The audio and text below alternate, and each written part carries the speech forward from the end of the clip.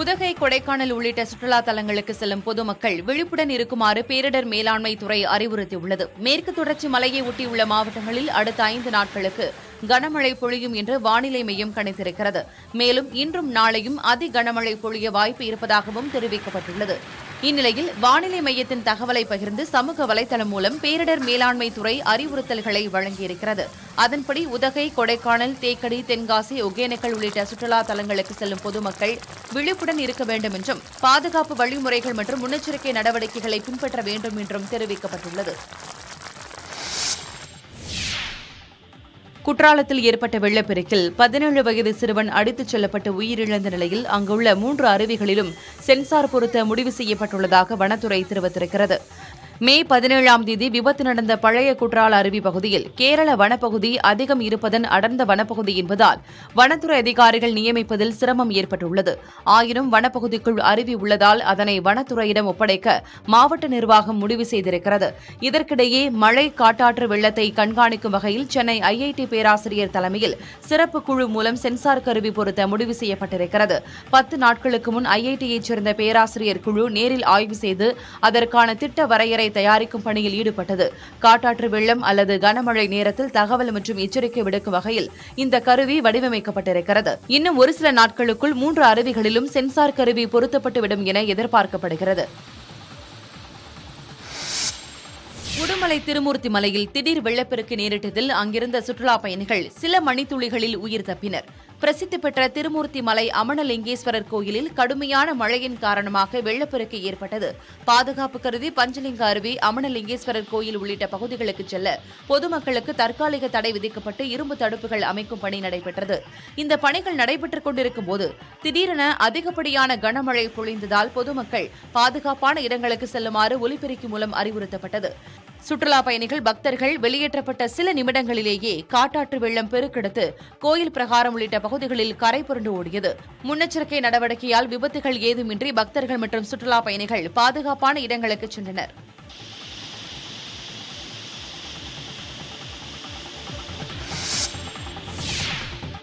புல்டோசரை கொண்டு அயோத்தி ராமர் கோயிலை காங்கிரஸ் இடிக்கும் என மக்களை பிரதமர் மோடி தூண்டிவிடுவதாக காங்கிரஸ் தலைவர் மல்லிகார்ஜுன கார்கே குற்றம் சாட்டினார். இந்தியா கூட்டணி ஆட்சிக்கு வந்தால் அயோத்தி ராமர் கோயிலை புல்டோசர் ஏற்றி இடித்து விடுவார்கள் என பிரதமர் மோடி தேர்தல் பரப்புரையின் போது பேசியிருந்தார். இந்நிலையில் மும்பையில் இந்தியா கூட்டணி தலைவர்கள் செய்தியாளர்களை சந்தித்தனர். மோடியின் பேச்சு குறித்த கேள்விக்கு பதிலளித்த மல்லிகார்ஜுன கார்கே, தாங்கள் யாருக்கும் எதிராகவும் புல்டோசரை பிரயோகிக்க மாட்டோம் என தெரிவித்தார். எதையெல்லாம் செய்ய காங்கிரஸ் கட்சி விரும்பாதோ அதையெல்லாம் நிச்சயம் செய்யும் என கூறி மக்களை பிரதமர் மோடி தூண்டிவிடுவதாகவும் கார்கே குற்றம் சாட்டினார். இதற்காக பிரதமர் மீது தேர்தல் ஆணையம் நடவடிக்கை எடுக்க வேண்டும் என்றும் அவர் வலியுறுத்தினார். இதைத் தொடர்ந்து பேசிய உத்தவ் தாக்கரே, அயோத்தி ராமர் கோயில் இன்னும் முழுமையாக கட்டி முடிக்கப்படவில்லை என்றும் தங்கள் கூட்டணி ஆட்சிக்கு வந்தால் அப்பணியை பூர்த்தி செய்யும் என்றும் தெரிவித்தார். கோயில்களை மட்டுமல்ல, எல்லா மத வழிபாட்டு தலங்களையும் பாதுகாப்பதுதான் ஒரு நல்ல அரசின் கடமை என சரத்பவார் தெரிவித்தார். புல்டோசரை கொண்டு அயோத்தி ராமர் கோயிலை காங்கிரஸ் இடிக்கும் என மக்களை பிரதமர் மோடி தூண்டிவிடுவதாக காங்கிரஸ் தலைவர் மல்லிகார்ஜுன கார்கே குற்றம் சாட்டினார். இந்தியா கூட்டணி ஆட்சிக்கு வந்தால் அயோத்தி ராமர் கோயிலை புல்டோசர் ஏற்றி இடித்து விடுவார்கள் என பிரதமர் மோடி தேர்தல் பரப்புரையின் போது பேசியிருந்தார். இந்நிலையில் மும்பையில் இந்தியா கூட்டணி தலைவர்கள் செய்தியாளர்களை சந்தித்தனர். மோடியின் பேச்சு குறித்த கேள்விக்கு பதிலளித்த மல்லிகார்ஜுன கார்கே, தாங்கள் யாருக்கும் எதிராகவும் புல்டோசரை பிரயோகிக்க மாட்டோம் என தெரிவித்தார். எதையெல்லாம் செய்ய காங்கிரஸ் கட்சி விரும்பாதோ அதையெல்லாம் நிச்சயம் செய்யும் என கூறி மக்களை பிரதமர் மோடி தூண்டிவிடுவதாகவும் கார்கே குற்றம் சாட்டினார். இதற்காக பிரதமர் மீது தேர்தல் ஆணையம் நடவடிக்கை எடுக்க வேண்டும் என்றும் அவர் வலியுறுத்தினார். இதைத் தொடர்ந்து பேசிய உத்தவ் தாக்கரே, அயோத்தி ராமர் கோயில் இன்னும் முழுமையாக கட்டி முடிக்கப்படவில்லை என்றும் தங்கள் கூட்டணி ஆட்சிக்கு வந்தால் அப்பணியை பூர்த்தி செய்யும் என்றும் தெரிவித்தார். கோயில்களை மட்டுமல்ல, எல்லா மத வழிபாட்டு தலங்களையும் பாதுகாப்பதுதான் ஒரு நல்ல அரசின் கடமை என சரத்பவார் தெரிவித்தார்.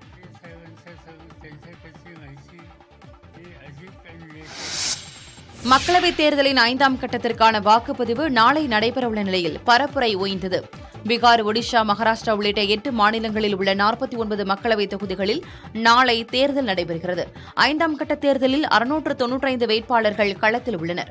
காங்கிரஸ் மூத்த தலைவர் ராகுல் காந்தி போட்டியிடும் ராய்பரேலி, மத்திய அமைச்சர் ஸ்மிருதி இரானி போட்டியிடும் அமேதி, பாதுகாப்புத்துறை அமைச்சர் ராஜ்நாத் சிங் போட்டியிடும் லக்னோ, பிரிஜ்பூஷன் மகன் கரண் பூஷன் சிங் போட்டியிடும் கைசர்கஞ்ச், மத்திய அமைச்சர் பியூஷ் கோயல் போட்டியிடும் மும்பை வடக்கு மற்றும் தேசிய மாநாட்டுக் கட்சியின் துணைத் தலைவர் ஒமர் அப்துல்லா போட்டியிடும் பாராமுல்லா தொகுதிகளுக்கு இந்த 5ஆம் கட்டத்தில் வாக்குப்பதிவு நடைபெறவுள்ளது. தேர்தல் நடத்தை விதிகள் அமலில் உள்ள நிலையில் நாடு முழுவதும் 8889 கோடி ரூபாய் மதிப்பிலான பணம் மற்றும் பொருட்கள் பறிமுதல் செய்யப்பட்டுள்ளதாக தேர்தல் ஆணையம் தரப்பில் தெரிவிக்கப்பட்டுள்ளது. மக்களவைத் தேர்தல் 7 கட்டங்களாக நடைபெற்று வரும் நிலையில் தேர்தல் அறிவிக்கப்பட்டது முதல் நாடு முழுவதும் தேர்தல் நடத்தை விதிகள் அமலில் உள்ளன. இதனால் உரிய ஆவணங்கள் இன்றி எடுத்துச் செல்லப்படும் பணம் மற்றும் பரிசுப் பொருட்கள் ஆகியவற்றை தேர்தல் பறக்கும் படையினர் பறிமுதல் செய்து வருகின்றனர். இந்நிலையில் நாடு முழுவதும் 8889 கோடி ரூபாய் மதிப்பிலான பணம் மற்றும் பொருட்கள் இதுவரை பறிமுதல் செய்யப்பட்டுள்ளதாக தலைமை தேர்தல் ஆணையம் தெரிவித்திருக்கிறது. இதில் 45 விழுக்காடு, அதாவது 3958 கோடி ரூபாய் மதிப்பிலான போதைப் பொருட்களும் அடங்கும் என தெரிவிக்கப்பட்டுள்ளது. அதிகபட்சமாக குஜராத்தில் மட்டும் 1461 கோடி ரூபாய் அளவுக்கு பறிமுதல் செய்யப்பட்டுள்ளதாக தேர்தல் ஆணையம் தெரிவித்திருக்கிறது. கொடைக்கானலில் மலர் கண்காட்சியின் 2வது நாளில் ஏராளமான சுற்றுலாப் பயணிகள் வருகை தந்தனர். திண்டுக்கல் மாவட்டம் கொடைக்கானல் கோடை விழா மற்றும் 61வது மலர் கண்காட்சி கடந்த 17ஆம் தேதி தொடங்கியது. இதன் 2வது நாளான நேற்று சாரல் மழையில் நனைந்தவாறு விதவிதமான மலர்களை சுற்றுலாப் பயணிகள் கண்டு ரசித்தனர். பல்வேறு கலை நிகழ்ச்சிகளும் நடைபெற்ற நிலையில் சுற்றுலா வந்த குழந்தைகளும் உற்சாகமாக நடனமாடி மகிழ்ந்தனர். விளையாட்டுத்துறை சார்பில் சுற்றுலாப் பயணிகளுக்கு பானை உடைக்கும் போட்டிகளும் நடத்தப்பட்டன. சட்டமன்ற தேர்தலில் விஜயின் தமிழக வெற்றிக் கழகத்துடன் இணைவீர்களா என்பதற்கு வெயிட்டிங் என நாம் தமிழர் ஒருங்கிணைப்பாளர் சீமான் பதில் அளித்துள்ளார். சென்னையில் செய்தியாளர்களிடம் பேசிய அவர் தமிழக வெற்றிக் கழக மாநாட்டிற்கு அழைப்பு வந்தால் செல்வதாகவும் கூறினார். நாட்டில் பிரச்சனை அண்ணனும் தம்பி சேர்ந்துடக்கூடாதுங்கிறதானே என் தம்பி சொன்னதே நான் சொல்வா. வெயிட்டிங். பிஜேபிக்கு வேற என்ன தெரியும்னு நினைக்கிறேன். பல முறை சொல்லிட்டேன். பசுமாடு, பாகிஸ்தான் பக்கத்து நாடு, ஜெய் ஸ்ரீராம், பாரத மாதாவுக்கு ஜெய். இதை தவிர வேற ஏதாவது கோட்பாடு இருக்காங்க? பாலியல் வழக்கில் சிக்கிய கர்நாடக எம்பி பிரஜ்வல் ரேவண்ணாவை கைது செய்ய நீதிமன்றம் பிடி வாரண்ட் பிறப்பித்திருக்கிறது. முன்னாள் பிரதமர் தேவகவுடாவின் பேரனும் ஹாசன் தொகுதி எம்பியுமான பிரஜ்வல் ரேவண்ணா தொடர்பான ஆபாச வீடியோக்கள் மற்றும் புகைப்படங்கள் சமூக வலைதளங்களில் பரவின. இந்த விவகாரம் நாடு முழுவதும் பெரும் அதிர்வலைகளை ஏற்படுத்திய நிலையில் பிரஜ்வல் ரேவண்ணா ஜெர்மனிக்கு சென்றதாக கூறப்படுகிறது. இந்த வழக்கை விசாரித்து வரும் சிறப்பு புலனாய்வு குழு பிரஜ்வலை கைது செய்ய சிபிஐ மற்றும் இன்டர்போல் மூலமாக 196 நாடுகளுக்கு ப்ளூ கார்னர் நோட்டீஸ் அனுப்பியது. இந்த நிலையில் பெங்களூரு நீதிமன்றத்தில் சிறப்பு புலனாய்வு குழு சார்பில் தாக்கல் செய்யப்பட்ட மனுவில் பிரஜ்வல் ரேவண்ணாவுக்கு பிடி வாரண்ட் வழங்க கோரிக்கை விடுக்கப்பட்டது. இதனை ஏற்ற நீதிபதி பிரஜ்வல் ரேவண்ணாவுக்கு பிடி வாரண்ட் வழங்கியதுடன் அவரது பாஸ்போர்ட்டையும் ரத்து செய்து உத்தரவிட்டார். பிரஜ்வல் ரேவண்ணா மீதான குற்றச்சாட்டு நிரூபணமானால் நடவடிக்கை எடுப்பதில் ஆட்சேபனை இல்லை என அவரது தாத்தாவும் முன்னாள் பிரதமருமான தேவகவுடா தெரிவித்திருக்கிறார். ஆபாச வீடியோ சர்ச்சையில் சிக்கிய பிரஜ்வல் ரேவண்ணா மீதான புகார்கள் குறித்து சிறப்பு புலனாய்வு குழு விசாரித்து வருகிறது. இந்த விவகாரத்தில் இதுவரை மௌனம் காத்து வந்த தேவகவுடா நேற்று செய்தியாளர்களின் கேள்விகளுக்கு பதிலளித்தார். அப்போது பிரஜ்வல் ரேவண்ணா மீதான வழக்கு நீதிமன்றத்தில் உள்ளதால் அதில் கருத்து கூற விரும்பவில்லை என தெரிவித்தார். பாலியல் துன்புறுத்தல் வழக்கில் பலருக்கு தொடர்புள்ளதாக கூறிய தேவகவுடா பாதிக்கப்பட்ட பெண்களுக்கு நிவாரணம் கிடைக்க வேண்டும் என்றும் வலியுறுத்தினார். பிரஜ்வல் குற்றவாளி என நிரூபிக்கப்பட்டால் அவர் மீது நடவடிக்கை எடுப்பதில் தனக்கு ஆட்சேபனை இல்லை என்றும் தேவகவுடா தெரிவித்தார். பிரதமர் மோடியை இழிவுபடுத்துவதற்காக தனக்கு 100 கோடி ரூபாயை அளிக்க கர்நாடக துணை முதலமைச்சர் டி.கே. சிவக்குமார் முன்வந்ததாக பாஜக பிரமுகர் தேவராஜ் கவுடா தெரிவித்துள்ளார். ஆனால் இந்த குற்றச்சாட்டை சிவக்குமார் மறுத்துள்ளார். மதசார்பற்ற ஜனதா தளம் கட்சியின் எம்பி பிரஜ்வல் ரேவண்ணா பெண்களுக்கு பாலியல் தொல்லை அளித்தது தொடர்பான வீடியோக்கள் பரவிய வழக்கில் பாஜக பிரமுகர் தேவராஜ் கவுடா பெயரும் பேசப்பட்டது. இந்நிலையில் அவர் பாலியல் வன்கொடுமை புகாரில் கைது செய்யப்பட்டுள்ளார். இந்த சூழலில் காவல்துறை வாகனத்தில் இருந்தவாறு செய்தியாளர்களிடம் பேசிய அவர், பிரதமர் மோடி, மஜதவின் குமாரசாமி, பிரஜ்வல் உள்ளிட்டோரை இழிவுபடுத்தும் செயலை மேற்கொள்ள ஒப்புக்கொண்டால் 100 கோடி ரூபாய் தருவதாக கர்நாடக துணை முதலமைச்சர் டி.கே. சிவக்குமார் உள்ளிட்ட 4 அமைச்சர்கள் தனக்கு ஆசை காட்டியதாக கூறினார். இதை ஏற்க மறுத்ததால் தான் கைது செய்யப்பட்டதாகவும், தன்னை விடுவித்தால் சிவக்குமாரின் உண்மை முகத்தை அம்பலப்படுத்துவேன் என்றும், இதனால் காங்கிரஸ் அரசே கவிழும் என்றும் அவர் தெரிவித்தார். மேலும் பிரஜ்வல் தொடர்புள்ள வீடியோக்கள் வெளியாக சிவக்குமாரும் 4 அமைச்சர்களும் தான் காரணம் என்றும் தேவராஜ் கவுடா தெரிவித்தார். ஆனால் இந்த குற்றச்சாட்டுகளை டி.கே. சிவக்குமார் மறுத்துள்ளார். தேவராஜ் கவுடா மனநலம் பாதிக்கப்பட்டவர் போல் பேசுகிறார் என்றும், அவரது பேச்சுகளுக்கு பதில் தர விரும்பவில்லை என்றும் சிவக்குமார் கூறியுள்ளார். இதுபோன்ற குற்றச்சாட்டுகளை சுமத்துவதை விட்டுவிட்டு நீதிமன்றத்தில் அவர் வழக்கு தொடரலாம் என்றும் சிவக்குமார் கூறியுள்ளார். அரவிந்த் கெஜ்ரிவால் இல்லத்தில் கடுமையாக தாக்கப்பட்டதாக ஸ்வாதி மலிவால் புகார் கூறியுள்ள நிலையில் வீட்டுக்குள் இருந்து அவர் இயல்பாக நடந்து வரும் வீடியோ பதிவு ஒன்றை ஆம் ஆத்மி கட்சி வெளியிட்டுள்ளது. டெல்லி முதலமைச்சர் அரவிந்த் கெஜ்ரிவால் இல்லத்திற்கு தாம் சென்றபோது அவரது உதவியாளரால் கடுமையாக தாக்கப்பட்டதாக ஆம் ஆத்மி எம்பி ஸ்வாதி மலிவால் குற்றம் சாட்டியிருந்தார். இந்நிலையில் சம்பவத்தன்று ஸ்வாதி மலிவால் கெஜ்ரிவால் வீட்டிலிருந்து இயல்பாக நடந்து வெளியே வரும் காட்சிகளையும் அவர் பாதுகாவலர்களுடன் வாக்குவாதம் செய்யும் காட்சிகளையும் கொண்ட மேலும் ஒரு வீடியோ பதிவை ஆம் ஆத்மி வெளியிட்டுள்ளது. இதுதான் ஸ்வாதி மலிவால் கூறும் உண்மை என்றும், அவரது நாடகத்தை இந்த காட்சியை உணர்த்துவதாகவும் அக்கட்சி தெரிவித்திருக்கிறது. இதற்கிடையில் முதலமைச்சருக்கு எதிராக பாஜக சதி செய்வதாகவும், இதற்காக அக்கட்சி பயன்படுத்தும் நபர்தான் ஸ்வாதி மலிவால் என்றும் அமைச்சர் அதிஷி மார்லெனா தெரிவித்துள்ளார். ஸ்வாதி மலிவால் மீதான ஊழல் குற்றச்சாட்டை தொடர்ந்து அதன் கீழ் வழக்கு பதிவு செய்து கைது செய்யப்போவதாக மிரட்டி அவரை தனது வழிக்கு பாஜக கொண்டு வந்திருப்பதாகவும் அதிஷி குற்றம் சாட்டினார். ஸ்வாதி மலிவால் மீது அவதூறுகளை அள்ளி வீசுவதற்காக ஒட்டி வெட்டப்பட்ட வீடியோக்களை ஆம் ஆத்மி வெளியிடுவதாக பாஜக குற்றம் சாட்டியுள்ளது.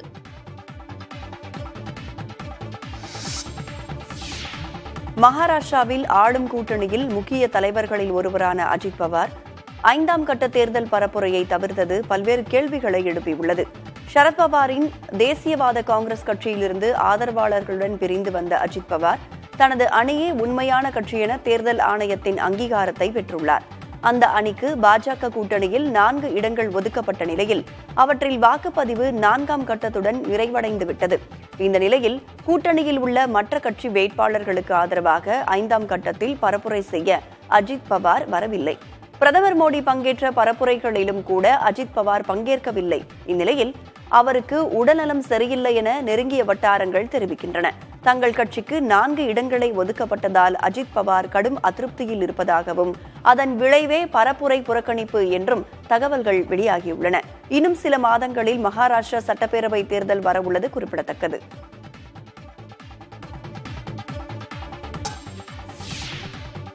மும்பை இந்தியன்ஸ் அணியின் கேப்டன் ஹர்திக் பாண்டியா அடுத்த ஆண்டு ஐபிஎல் தொடரில் விளையாடுவதில் சிக்கல் எழுந்துள்ளது. ஐபிஎல் கிரிக்கெட் தொடரில் தனது கடைசி லீக் போட்டியில் லக்னோ அணியை எதிர்கொண்ட மும்பை இந்தியன்ஸ் அணி 18 ரன்கள் வித்தியாசத்தில் தோல்வியை தழுவியது. 5 முறை ஐபிஎல் கோப்பையை வென்ற மும்பை அணி நடப்பாண்டில் 10 போட்டிகளில் தோல்வியடைந்து பிளே ஆஃப் சுற்றுக்கு தகுதி பெற முடியாமல் வெளியேறியது. நேற்றைய போட்டியின் போது மும்பை அணி பந்து வீசுவதற்கு கூடுதல் நேரம் எடுத்துக்கொண்டது. இதனால் அந்த அணியின் கேப்டன் ஹர்திக் பாண்டியாவிற்கு 30 லட்சம் ரூபாய் அபராதம் விதிக்கப்பட்ட நிலையில் அவர் ஒரு போட்டியில் விளையாட தடை விதிக்கப்பட்டுள்ளது. நடப்பாண்டில் ஐபிஎல் தொடரில் மும்பை அணி விளையாட முடியாது என்பதால் அடுத்த ஆண்டு நடைபெறும் ஐபிஎல் தொடரின் முதல் போட்டியில் ஹர்திக் பாண்டியாவால் பங்கேற்க முடியாத நிலை ஏற்பட்டுள்ளது. மும்பை அணியில் விளையாடிய மற்ற வீரர்களுக்கும் தலா 12 லட்சம் ரூபாய் அல்லது 50 விழுக்காடு சம்பளம் அபராதமாக விதிக்கப்பட்டுள்ளது. கோட் திரைப்படத்தின் விஎஃப்எக்ஸ் பணிகள் முடிந்துள்ளதாக இயக்குநர் வெங்கட் பிரபு தெரிவித்துள்ளார்.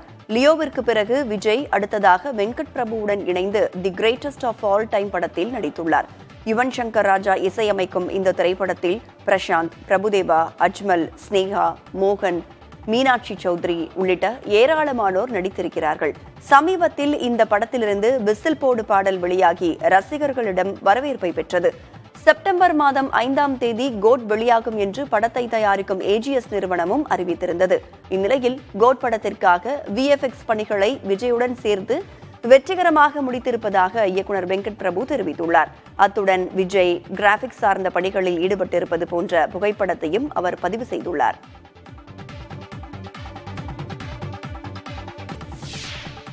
கன்னியாகுமரி மாவட்டம் உலக்கை அருவி அருகே காட்டாற்று வெள்ளத்தில் அடித்துச் செல்லப்பட்ட முதியவரை தீயணைப்பு படை வீரர்கள் தீவிரமாக தேடி வருகின்றனர்.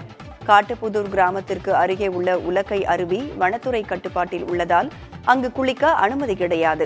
இதனால் அங்கிருந்து தண்ணீர் வரும் கால்வாயில் அப்பகுதி மக்கள் குளிப்பது வழக்கம். இந்நிலையில் தனது நண்பரின் இல்ல திருமண விழாவிற்கு வருகை தந்த சென்னையை சேர்ந்த ரியாஸ் கான் அப்பகுதியில் குளிப்பதற்காக சென்றுள்ளார். அப்போது மேற்கு தொடர்ச்சி மலைப்பகுதிகளில் பெய்து வரும் மழை காரணமாக திடீரென காட்டாற்று வெள்ளம் அதிகரித்து வந்ததால் வெள்ளத்தில் அவர் இழுத்துச் செல்லப்பட்டிருக்கிறார். அருகில் வசிக்கும் நபர்கள் அவரை தேடியும் கிடைக்காத நிலையில் தீயணைப்புத் துறையினருக்கு தகவல் தெரிவிக்கப்பட்டிருக்கிறது. நிகழ்விடத்திற்கு சென்ற தீயணைப்புத் துறையினர் ரியாஸ் கானை தீவிரமாக தேடி வருகிறார்கள்.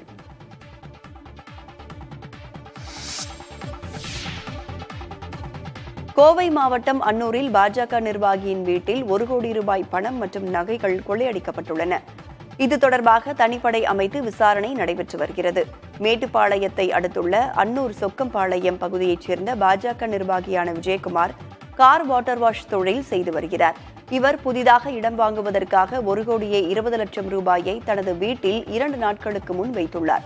அன்னூர் சார் பதிவாளர் அலுவலகத்திற்கு சென்று இடம் வாங்குவதற்கான நடைமுறைகளை செய்துவிட்டு பணம் எடுப்பதற்காக சொக்கம்பாளையத்தில் உள்ள தனது வீட்டிற்கு வந்துள்ளார். அப்போது வீட்டின் முன்பக்க கதவு உடைக்கப்பட்டுள்ளதை கண்ட அவர் சந்தேகமடைந்து பார்த்தபோது வீட்டில் இருந்த பீரோ உடைக்கப்பட்டு பீரோவில் இருந்த 1 கோடி ரூபாய் பணம் மற்றும் 9 பவுண்ட் நகை கொள்ளை போனது தெரியவந்தது. கொள்ளை குறித்து தனிப்படை அமைத்து காவல்துறையினர் விசாரணை நடத்தி வருகிறார்கள். சென்னை மாநகரில் உரிய அனுமதி பெற்று வைக்கப்பட்டுள்ள பேனர்களால் ஏதேனும் அச்சுறுத்தல் உள்ளதா என்பதை ஆய்வு செய்ய மாநகராட்சி நிர்வாகம் உத்தரவிட்டுள்ளது. மாநகராட்சி நிர்வாகம் வெளியிட்டுள்ள அறிக்கையில் ஏற்கனவே அனுமதியின்றி வைக்கப்பட்ட பேனர்கள் அகற்றப்பட்டு வருவதாக குறிப்பிடப்பட்டுள்ளது. சென்னை மாநகரில் இதுவரை அனுமதியின்றி வைக்கப்பட்ட 513 பேனர்கள் அகற்றப்பட்டுள்ளதாக தெரிவிக்கப்பட்டுள்ளது. இதனிடையே அனுமதி பெற்று வைக்கப்பட்ட பேனர்களின் நிலை குறித்து ஆய்வு செய்யவும் பொதுமக்களின் பாதுகாப்புக்கு அச்சுறுத்தல் ஏற்படும் வகையில் இருந்தால் அதனை அகற்றவும் மண்டல அதிகாரிகளுக்கு மாநகராட்சி நிர்வாகம் உத்தரவிட்டுள்ளது. இதனையடுத்து பேனர்களின் நிலை குறித்து அதிகாரிகள் ஆய்வு மேற்கொண்டு வருகிறார்கள். அண்மையில் மும்பையில் புழுதி காற்றால் ராட்சத பேனர் விழுந்த விபத்தில் 16 பேர் உயிரிழந்த நிலையில் முன்னெச்சரிக்கை நடவடிக்கையாக சென்னை மாநகராட்சி நிர்வாகம் இந்த நடவடிக்கையை மேற்கொண்டுள்ளது.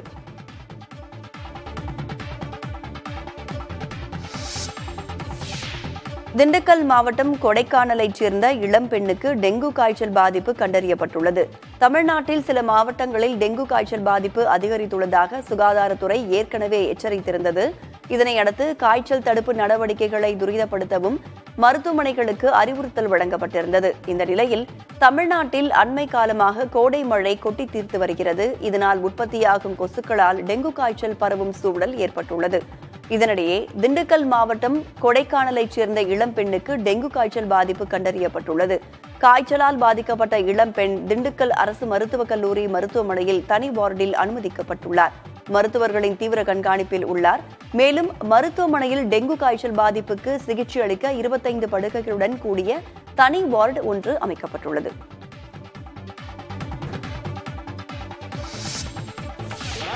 புதுக்கோட்டையில் கிரிக்கெட் போட்டியை தொடக்கி வைத்த அமைச்சர் மெய்யநாதன் எம்எல்ஏவுடன் கிரிக்கெட் விளையாடி மகிழ்ந்தார்.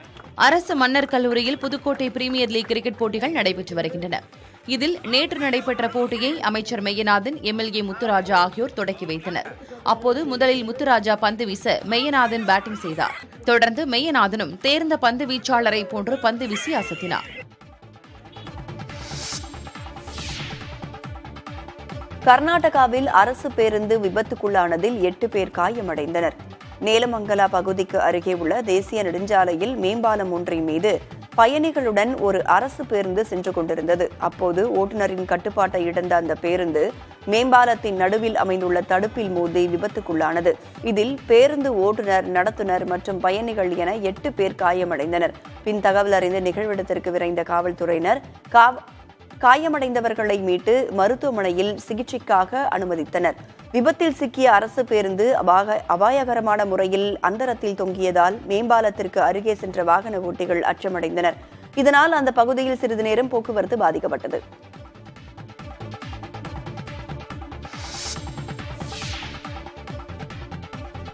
பெங்களூருவிற்கு சென்று கொண்டிருந்த பயணியர் விமானத்தில் ஏற்பட்ட தொழில்நுட்ப கோளாறு காரணமாக திருச்சி விமான நிலையத்தில் அவசரமாக தரையிறக்கப்பட்டது.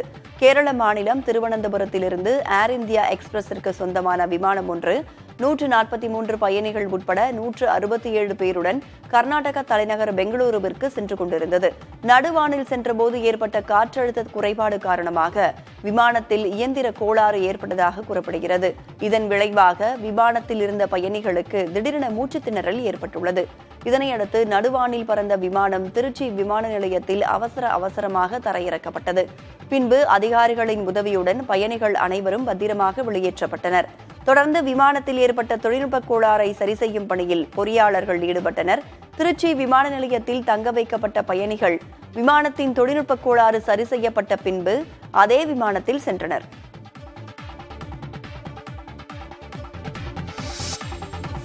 ஆம் ஆத்மி கட்சி தலைவர்கள் இன்று பாஜக தலைமை அலுவலகம் முன்பு முற்றுகை போராட்டம் நடத்தவுள்ளதாகவும் பாஜக விரும்பும் யாரையும் வேண்டுமானாலும் சிறைக்கு அனுப்பட்டும் எனவும் டெல்லி முதலமைச்சர் அரவிந்த் கெஜ்ரிவால் தெரிவித்திருக்கிறார். அரவிந்த் கெஜ்ரிவால் வீடியோ பதிவு ஒன்றை வெளியிட்டுள்ளார். அதில் பிரதமர் நரேந்திர மோடி இந்திய ஜனநாயகத்தை அழிக்க முயற்சிப்பதாக குற்றம் சாட்டினார். மேலும் நாட்டை சர்வாதிகார பாதைக்கு மோடி அழைத்துச் செல்வதாகவும் கெஜ்ரிவால் சாடினார். ஆம் ஆத்மி கட்சி தலைவர்கள் அனைவரையும் சிறைக்கு அனுப்பி கட்சியை அழிக்க பாஜக விரும்புவதாக கெஜ்ரிவால் விமர்சித்தார். பிரதமர் மோடியிடம் தான் ஒன்றை சொல்ல விரும்புவதாக பேசிய கெஜ்ரிவால் பிரதமர் மோடி சிறை விளையாட்டு விளையாடுவதாகவும் குற்றம் சாட்டினார். ஆம் ஆத்மி எம்பிக்கள், எம்எல்ஏக்கள் மற்றும் கட்சி நிர்வாகிகளுடன் இன்று நண்பகல் 12 மணிக்கு பாஜக தலைமை அலுவலகத்திற்கு சென்று பேரணி நடத்தவுள்ளதாகவும் பாஜக விரும்பும் ஆம் ஆத்மி தலைவர்கள் யாரையும் சிறைக்கு அனுப்பிக் கொள்ளட்டும் எனவும் கெஜ்ரிவால் தெரிவித்தார். ஆம் ஆத்மி மாநிலங்களவை உறுப்பினர் ஸ்வாதி மலிவால் தன்னை தாக்கியதாக அளித்த புகாரில் கெஜ்ரிவாலின் தனிச்செயலர் பிபவ்குமார் கைது செய்யப்பட்டிருக்கும் நிலையில் அரவிந்த் கெஜ்ரிவால் வீடியோ பதிவை வெளியிட்டுள்ளது குறிப்பிடத்தக்கது. அவுரங்கசீப்பின் ஆவி காங்கிரசிற்குள் இறங்கிவிட்டதாக உத்தரப்பிரதேச முதலமைச்சர் யோகி ஆதித்யநாத் கூறியுள்ளார். மகாராஷ்டிரா மாநிலம் மாலேனகாலில் பாரதிய ஜனதா வேட்பாளரை ஆதரித்து யோகி ஆதித்யநாத் பரப்புரை மேற்கொண்டார். முகாலய அரசரான அவுரங்கசீப் இஸ்லாமியர்கள் அல்லாதவர்களுக்கு ஜிஸ்யா வரியை விதித்ததாகவும் இதேபோல வாரிசுகளுக்கு சொத்துக்களை வழங்க வரி விதிக்க காங்கிரஸ் திட்டமிட்டிருப்பதாகவும் ஆதித்யநாத் விமர்சனம் செய்தார். காங்கிரசின் இப்போக்கை பார்க்கும்போது அவுரங்கசீப்பின் ஆவி காங்கிரசிற்குள் இறங்கிவிட்டதோ என தோன்றுவதாகவும் யோகி ஆதித்யநாத் குறிப்பிட்டார். இந்தியாவிலிருந்து பாகிஸ்தானுக்கு ஆதரவாக பேசிக் கொண்டிருப்பவர்கள் அந்த நாட்டிற்கே சென்று யாசகம் எடுக்கட்டும் என்றும் யோகி ஆதித்யநாத் விமர்சனம் செய்தார். காங்கிரஸ் கூட்டணி ஆட்சிக்கு வந்தால் தனது கோவிலை இடித்து விடுவார்கள் என்பதால் அவர்கள் வெற்றி பெற முடியாமல் ராமர் தடுத்து விடுவார் என்றும் யோகி ஆதித்யநாத் கூறினார். துப்பாக்கிச் சூட்டில் காயமடைந்த ஸ்லோவாக்கியா பிரதமர் ராபர்ட் ஃபிகோவிற்கு அறுவை சிகிச்சை செய்யப்பட்டுள்ளதாக நாட்டின் துணை பிரதமர் ராபர்ட் கலினக் தெரிவித்துள்ளார். 2 மணி நேரம் நடைபெற்ற அறுவை சிகிச்சைக்கு பின் அவரது உடல்நிலையில் சிறிய முன்னேற்றம் காணப்படுவதாகவும் அவர் குறிப்பிட்டுள்ளார். வரும் நாட்களில் பிரதமரின் உடல் நிலையில் ஏற்படும் முன்னேற்றத்தின் அடிப்படையில் அவரை தலைநகரில் உள்ள மருத்துவமனைக்கு மாற்றுவது குறித்து முடிவெடுக்கப்படும் எனவும் துணை பிரதமர் கூறியுள்ளார். இதனிடையே பிரதமர் ராபர்ட் ஃபிகோவை சுட்டுக் கொல்ல முற்பட்ட நபர் குற்றவியல் சிறப்பு நீதிமன்றத்தில் விசாரணைக்காக நிறுத்தப்பட்டார். 71 வயது நிரம்பிய அவர் வணிக வளாகம் ஒன்றில் பாதுகாப்பு பணியாளராக பணியாற்றி ஓய்வு பெற்றவர் என்றும் சில கவிதை தொகுப்புகளை எழுதியவர் என்றும் கூறப்படுகிறது. அவர் மீது கொலை முயற்சி வழக்கு பதிவு செய்யப்பட்டுள்ளது. ராபர்ட் ஃபிகோ மீதான தாக்குதல் அரசியல் ரீதியானது என அவரது ஆதரவாளர்கள் குற்றம் சாட்டியுள்ள நிலையில் இச்சம்பவம் ஐரோப்பிய பிராந்தியத்திற்கும் நிலவும் அரசியல் சூழலை வெளிச்சமிட்டு காட்டுவதாக அமைந்துள்ளதாக கூறப்படுகிறது.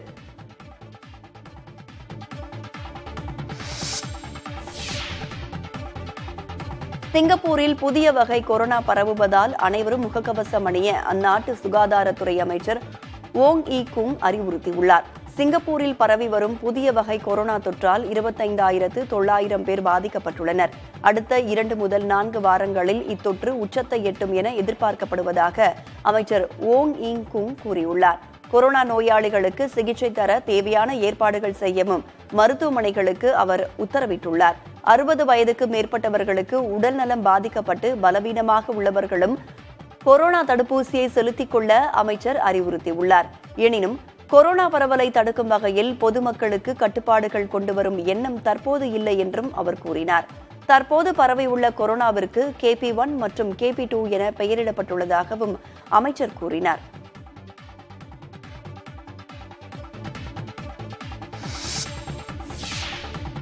இம்பாக்ட் பிளேயர் விதி ஆட்டத்தின் சமநிலையை பாதிப்பதாக விராட் கோலி தெரிவித்துள்ளார்.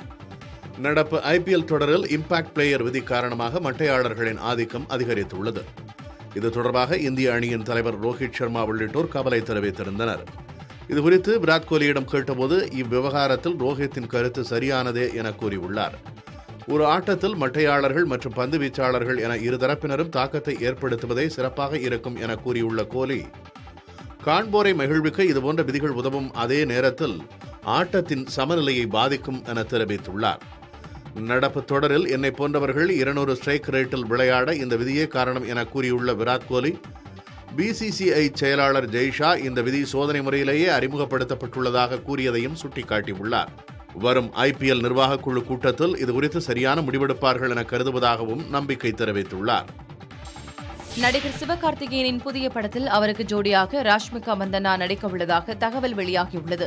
சிவகார்த்திகேயனை வைத்து டான் படத்தை இயக்கியவர் சிபி சக்கரவர்த்தி. அப்படம் பெரிய வெற்றியை பெற்றாலும் சிபிக்கு அடுத்த பட வாய்ப்பு கிடைக்காமலேயே இருந்தது. லைகா தயாரிப்பில் நடிகர் ரஜினியை வைத்து அவர் இயக்குவதாக திட்டமிடப்பட்டிருந்தது. ஆனால் கதை சரியாக இல்லாத காரணத்தால் ரஜினி விலகியதாக கூறப்படுகிறது. பின் அவர் தெலுங்கு தயாரிப்பு நிறுவனங்களில் கதை சொன்னதாகவும் நானியை வைத்த படம் இயக்க உள்ளதாகவும் தகவல் வெளியானது. ஆனால் அப்படமும் கைகூடவில்லை. அவர் தற்போது மீண்டும் சிவகார்த்திகேயனுடன் இணைய உள்ளதாக தகவல் வெளியாகியுள்ளது. இதில் நாயகியாக ராஷ்மிகா நடிக்க வைக்க உள்ளதாக பேச்சுவார்த்தை நடைபெற்று வருகிறது. சவுக்கு ஊடகம் தற்காலிகமாக நிறுத்தி வைக்கப்படுவதாக அந்நிறுவனம் தெரிவித்துள்ளது. இதுகுறித்து அந்நிறுவனம் வெளியிட்டுள்ள அறிக்கையில், இதுவரை மக்களின் குரலாக ஒலித்துக் கொண்டிருந்த சவுக்கு ஊடகம் மற்றும் நிறுவனர் சவுக்கு சங்கரை முடக்கும் விதமாக நிகழ்வுகள் நடந்து கொண்டுள்ளதாக குறிப்பிடப்பட்டுள்ளது. சவுக்கு என்பது ஒரு குடும்பம், அதில் மக்கள் ஒரு அங்கம் என கூறியுள்ள அந்நிறுவனம், சவுக்கு ஊடகத்தின் செயல்பாடுகள் தற்காலிகமாக நிறுத்தி வைக்கப்படுவதாக அறிவித்துள்ளது. நீதித்துறையின் மீதும் ஜனநாயகத்தின் மீதும் நம்பிக்கை உள்ளது, காலம் வரும் வரை காத்திருப்போம் என்றும் சவுக்கு ஊடகம் அறிக்கையில் தெரிவித்துள்ளது. தமிழ்நாட்டில் அனைத்து அரசு மருத்துவக் கல்லூரிகள், மருத்துவமனைகளில் உள்ள தூய்மை பணியாளர்கள் உள்ளிட்ட கடைநிலை ஊழியர்களுக்கு ஷிப்ட் அடிப்படையில் பணிநேரம் ஒதுக்கீடு செய்யப்பட்டுள்ளது. மருத்துவம் மற்றும் மக்கள் நல்வாழ்வுத்துறை வெளியிட்டுள்ள அரசாணையில் அனைத்து அரசு மருத்துவக் கல்லூரிகள், மருத்துவமனைகள், ஆரம்ப சுகாதார நிலையங்களில் பணியாற்றும் தூய்மை பணியாளர்கள், உதவியாளர்களுக்கு ஷிப்ட் அடிப்படையில் பணிநேரம் ஒதுக்கீடு செய்யப்பட்டுள்ளதாக தெரிவிக்கப்பட்டுள்ளது. அதன்படி காலை 6 மணி முதல் மதியம் 2 மணி வரை முதல் ஷிப்டும், மதியம் 1 மணி முதல் இரவு 9 மணி வரை இரண்டாவது ஷிப்டும், இரவு 8 மணி முதல் காலை 6 மணி வரை மூன்றாவது ஷிப்டும் என 3 ஷிப்டுகளாக பணிநேரம் வரையறுக்கப்பட்டுள்ளது. மொத்த பணியாளர்களில் 50% பேர் முதல் ஷிப்டிலும், 25% ஊழியர்கள் இரண்டாவது ஷிப்டிலும், 25% ஊழியர்கள் மூன்றாவது ஷிப்டிலும் பணிக்கு வரும் வகையில் பணிநேரம் வகுக்கப்பட்டுள்ளதாக தெரிவிக்கப்பட்டுள்ளது. இந்த ஷிப்ட் நடைமுறை ஓரிரு நாட்களில் அமலுக்கு வரும் என எதிர்பார்க்கப்படுகிறது.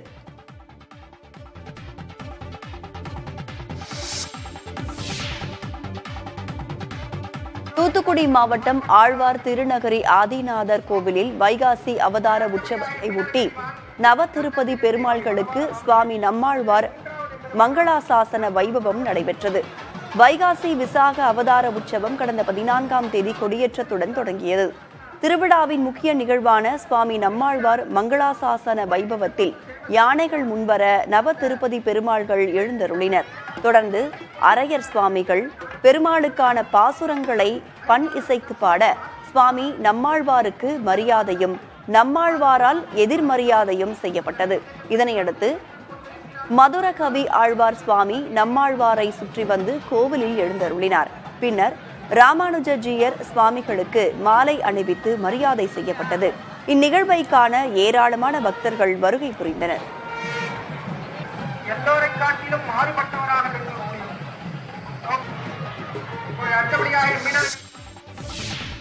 தஞ்சை மாவட்டம் திருவையாறு பகுதியில் காவேரி ஆறு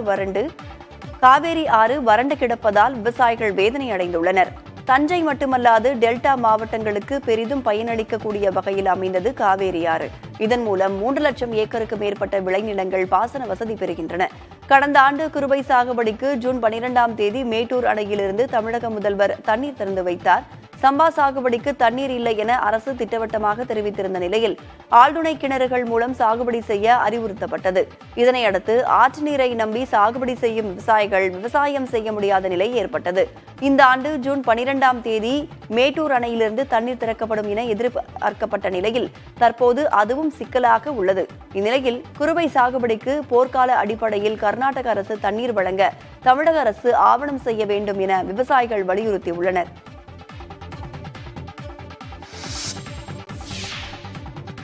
வற்றாத காவிரி தாய் இன்னைக்கு தண்ணி இல்லாமல் வற்றி பாலைவனமாக காட்சியளிக்கிறது. விவசாயிகளுக்கு பெரும் வருத்தத்தை ஏற்படுத்தி கொண்டிருக்கிறது.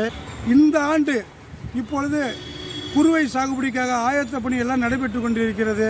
ஆனால் மேட்டூர்லேருந்து இதுவரையும் தண்ணி வருவதற்கான எந்த ஒரு அறிகுறியும் எங்களுக்கு தெரியல. எங்களுக்கு அறிவிப்பு அரசாங்கம் அறிவிக்கலை. ஆனால் 3 லட்சம் ஏக்கர் நெல் சாகுபடி செய்ய இலக்கு அறிவிக்கிறாங்க. விவசாயிகளுக்கு தண்ணி வருவதற்கான ஒரு அறிவிப்பு அரசு இதுவரை செய்தி சாய்க்கல. சிவகாசியில் விதிமுறைகளை மீறி செயல்பட்ட 2 பட்டாசு ஆலைகளின் உரிமத்தை தற்காலிகமாக ரத்து செய்ய மாவட்ட நிர்வாகத்திற்கு பரிந்துரை செய்யப்பட்டுள்ளது. வருவாய் கோட்டாட்சியர் விஸ்வநாதன், தீப்பெட்டி மற்றும் பட்டாசு தொழிற்சாலை தனி வட்டாட்சியர் திருப்பதி மற்றும் அதிகாரிகள் வெற்றிலை ஊரணி கிராமத்தைச் சேர்ந்த கார்த்திக் மற்றும் மாரநேரி ராமமூர்த்தி ஆகியோரின் பட்டாசு ஆலைகளில் ஆய்வு மேற்கொண்டனர்.